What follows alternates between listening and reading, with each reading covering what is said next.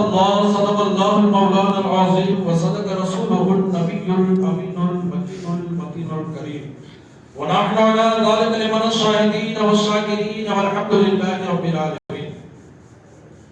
عزیزان ملت اسلامیہ، آپ لوگوں کے سامنے کلام پاک کی مقدس آیت کریمہ تلاوت کرنے کا سب حاصل کیا.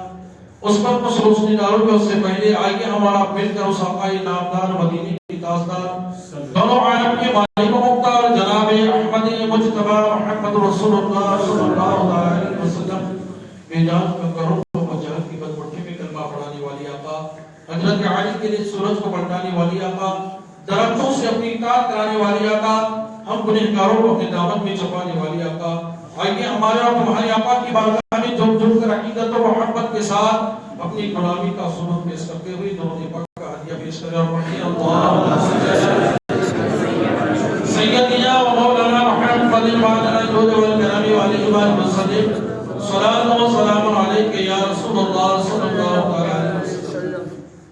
عزیزان ملت اسلامیہ، آج ہم بہت ہی بڑے خوش قسمت ہیں اور قسمت کے سکندر کہے تبھی یہ بات صحیح ہوگی، کیونکہ اللہ تبارک و تعالیٰ نے یہ دور ایسا دور ہے کہ آپ جدھر نظر اٹھا کر دیکھو جھوٹ فتنوں کا دور ہے.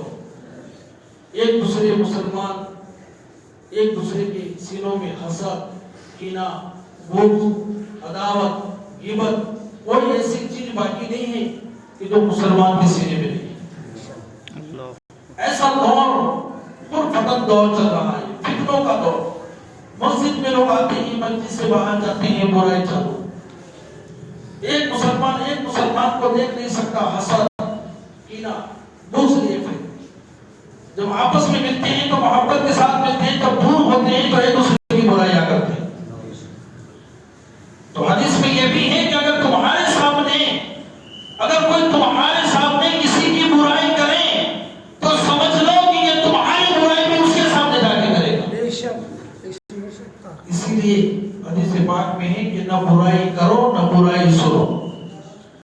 ایسے پرفتن دور میں اللہ تبارک و تعالیٰ نے ہمارے سر پر سایہ شیخ الاسلام کا کام کو ہماری ایمان کی حفاظت کے لیے. ایمان خود سے کوئی بچا سکتا؟ خود سے اگر بچا سکتا تو قرآن میں اللہ تبارک و تعالیٰ یہ آیت نازل نہیں ہوئی. اگر خود سے ایمان کو کوئی بچا سکتا، ایمان بچانے کے لیے ایمان والوں کی ضرورت پڑتی ہے.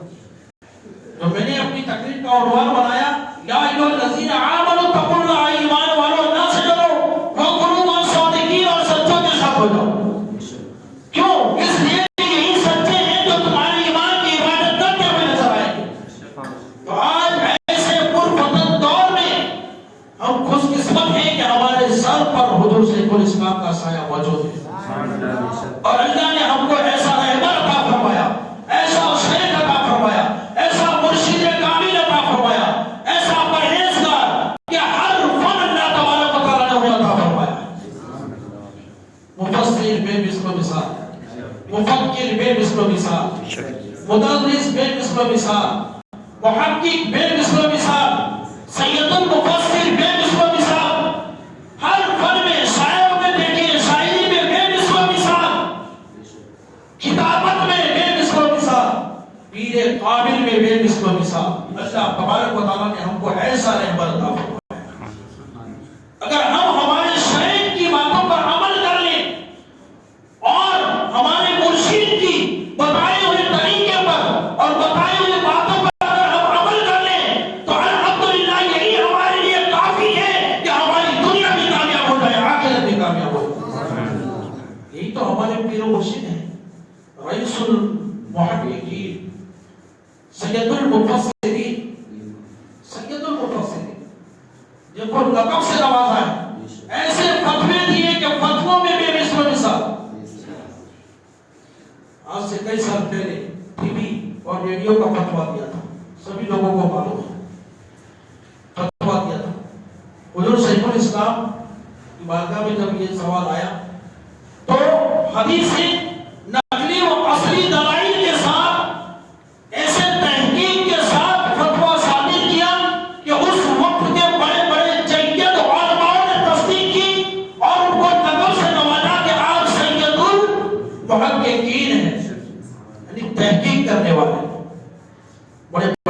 لقب سے نوازا، سید المحقق کی تحقیق کرنے والے.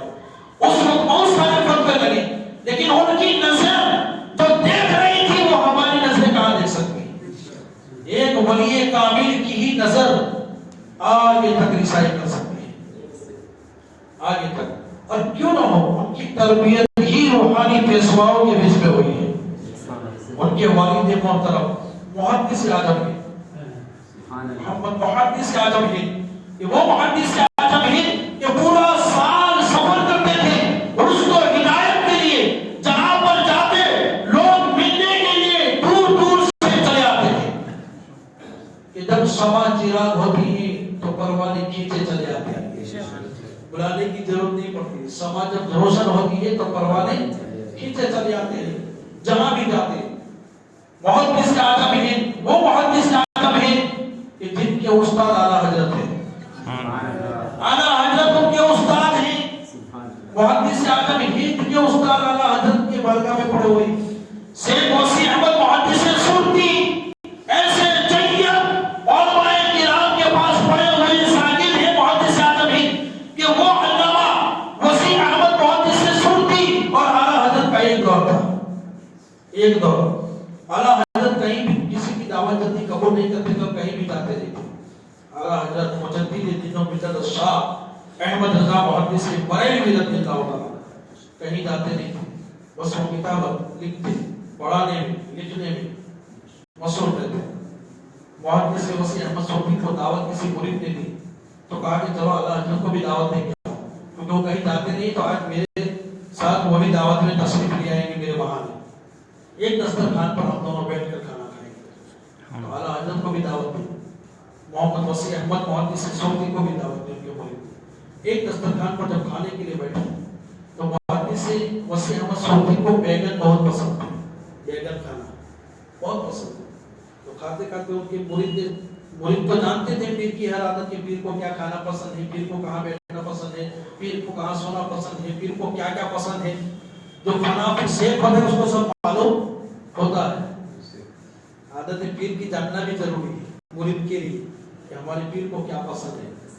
تو معلوم تھا بیگن لا کے رکھ دیا. وہ بیگن شوق سے کھاتے تھے. اعلیٰ حضرت نے کہا کہ محدث صاحب آپ حدیثیں پڑھاتے ہو، آپ بیگن کھاتے ہو، کیا کہیں یہ بھی سنت ہے، یہ بھی حدیث آپ نے پڑھی ہے کہ بیگن کھانا بھی ایک حدیث میں ہے؟ تو محدث وسیع احمد سرتی محدث سرتی نے 7 حدیثیں بیان کی. کتنی؟ بیگن کھانا سنت ہے. کتنی حدیثیں؟ 7. ان کو تو ایک بھی نہیں معلوم ہوئی. 7 حدیثیں بیان کی. پھر اعلیٰ حضرت نے 21 حدیثیں بیان کی. سبحان اللہ. اور کون سی ضعیف ہے، کون سی نقلی ہے، کہاں سے راوی ہے، اس کے راوی کون ہے، اس کے راوی کون ہے، پوری روایت کے ساتھ 21 حدیث اعلیٰ حضرت نے بیان کی. اور تمام حدیثیں ضعیف ہیں یہ بھی بیان کی. تو اعلیٰ حضرت کتنے بڑے محدث ہوں گے. تو یہ دونوں محدث اعظم ہند کے استاد ہیں.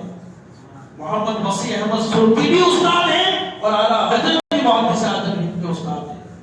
بے شمار کرامتیں بھی ہیں ان کی محدث اعظم ہند کی. ملتان ایک مرتبہ گئے، ملتان محدث اعظم ہند ملتان گئے. ایک مزار پر حاضری تھی تو صاحب مزار نے مزار سے ہاتھ باہر نکالا. مزار سے ہاتھ باہر نکالا اور محدث اعظم ہند نے مسافہ کیا. ہزاروں کی تعداد میں لوگوں نے دیکھا اور دیکھ کر ان کے قدموں میں گرے اور بیعت سے مسرت ہو گئے. یہ محدث اعظم ہند. تو ایسے محدث اعظم ہند کو ایک مرتبہ کسی نے کہا تھا کہ سرکار آپ تو خطیب ہیں، خطیب ہندوستان، آپ جہاں بھی جاتے بہترین کتابت کرتے ہیں کہ آپ کے جیسا کوئی کتاب نہیں، کوئی خطیب نہیں ہے. سنی تو سنی دیوبندی بھی یہ مانتے تھے کہ محدث اعظم ہند جیسا کوئی کتابت نہیں، کوئی خطیب نہیں ہے. ایک مرتبہ آپ بیان کر رہے تھے بریلی شریف میں، بیان کر رہے تھے تو مسجد جو امام تھے وہاں سے ایک دیوبندی کا مدد ہوا. اس نے محدث اعظم ہند کی تقریر پوری سنی بیان. تو وہ مولانا جو تھے انہوں نے بلایا دیوبندی کو کہ بتاؤ تمہاری جماعت کے اندر ایسا بیان کرنے والا کوئی ہے؟ تو دیوبندی نے کہا کہ ہماری پوری جماعت میں محدث اعظم ہند جیسا بیان کرنے والا کوئی ہے ہی نہیں. اور میں نے نہ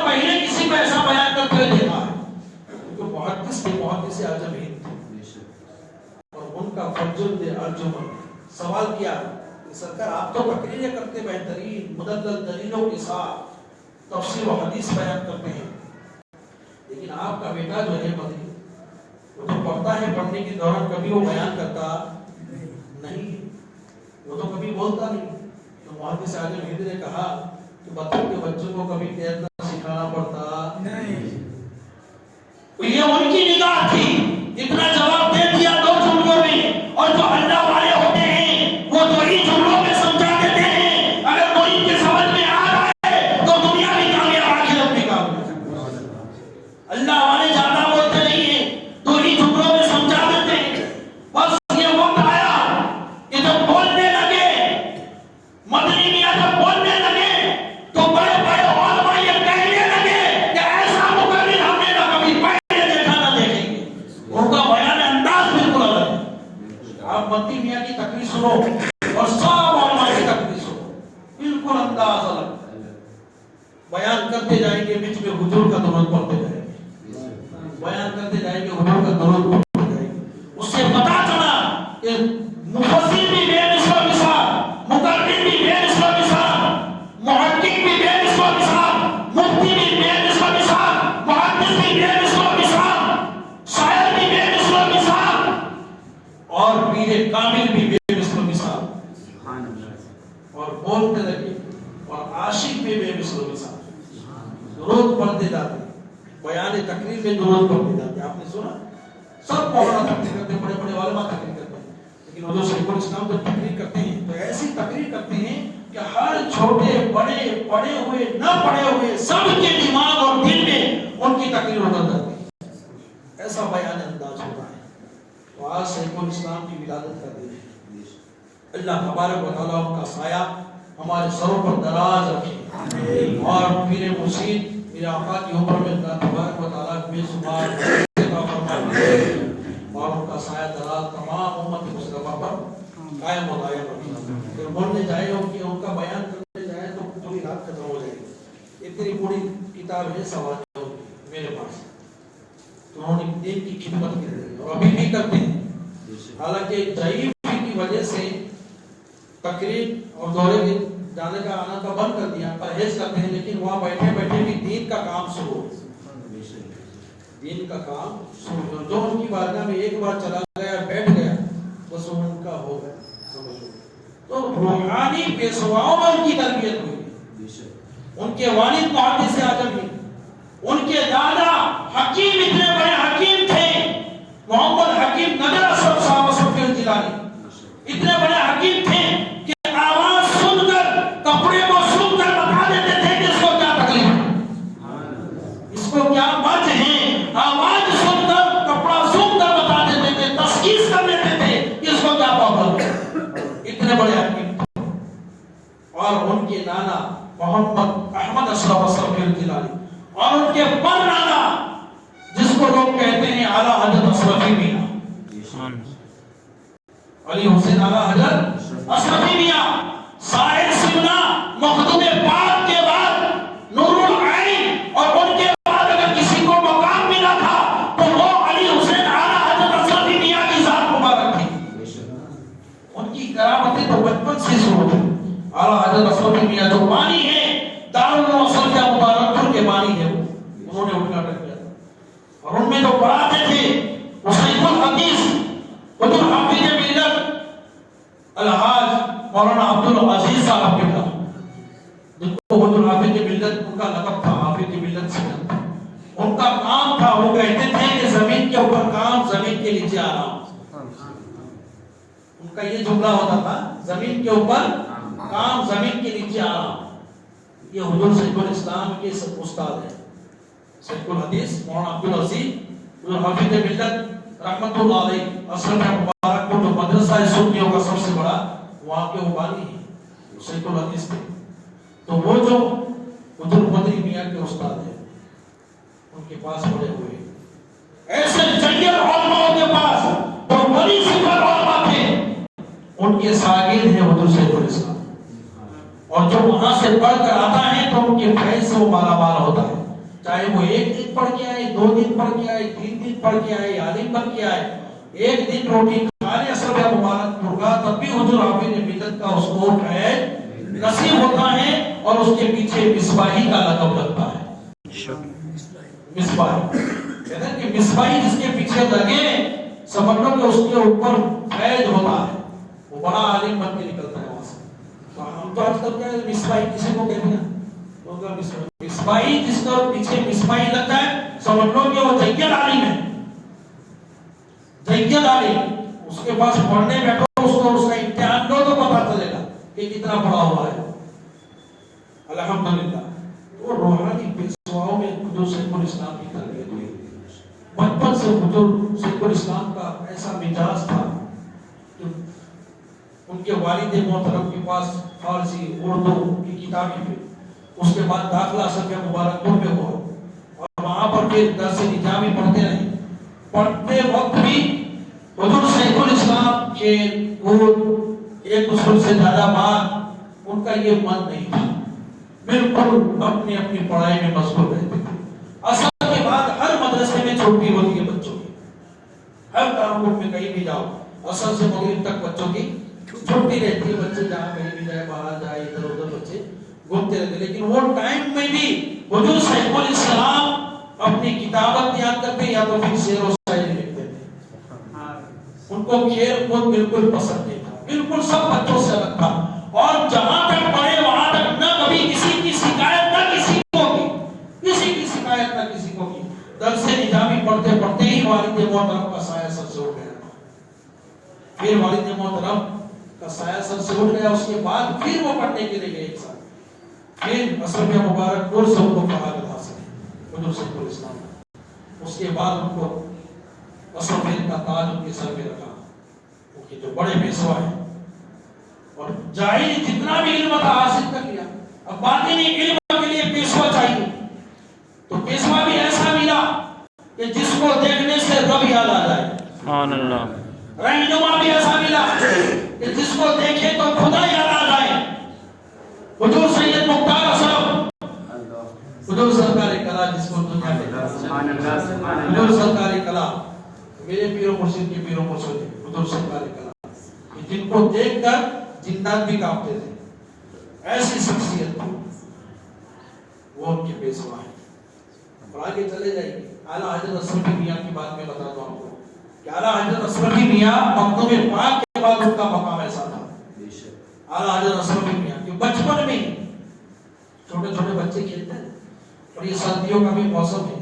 تو پہلے تو کیا ہے کہ لائٹ نہیں تھی, چراغ لوگ جلاتے تھے. آپ کو سب معلوم ہوگا 30 سال پہلے کہاں لائٹ تھی.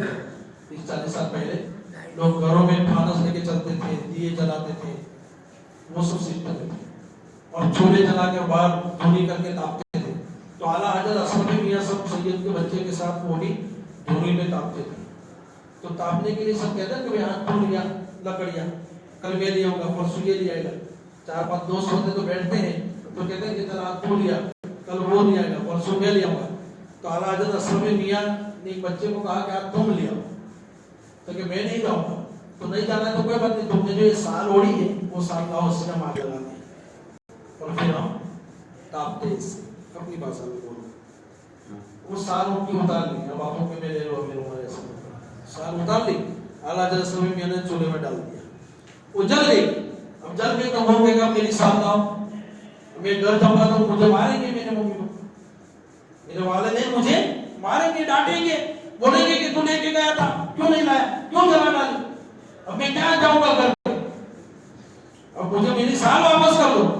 بولے اب تو جل گئی, اب کیسے واپس آئیں گے. بولے نہیں مجھے تو چاہیے. بولے چھیڑا باقی ہے جلنے میں, اس کو پکڑ اور کھینچ. اعلیٰ حضرت اشرفی میاں نے بولے وہ چھیڑا میں کھینچوں گا تو پوری سال تھوڑی آئے گی, وہ تو پورا جل کر راکھ ہو گئی. بولے کھینچ تو صحیح. تو انہوں نے چھیڑا پکڑ کے کھینچا تو پوری سال واپس آ گئی. یہ اعلیٰ حضرت اشرفی میاں کی کرام بچپن. تو یہ حضور شیخ الاسلام کے پر نانا ہے. حضور شیخ الاسلام کے پر نانا ہے.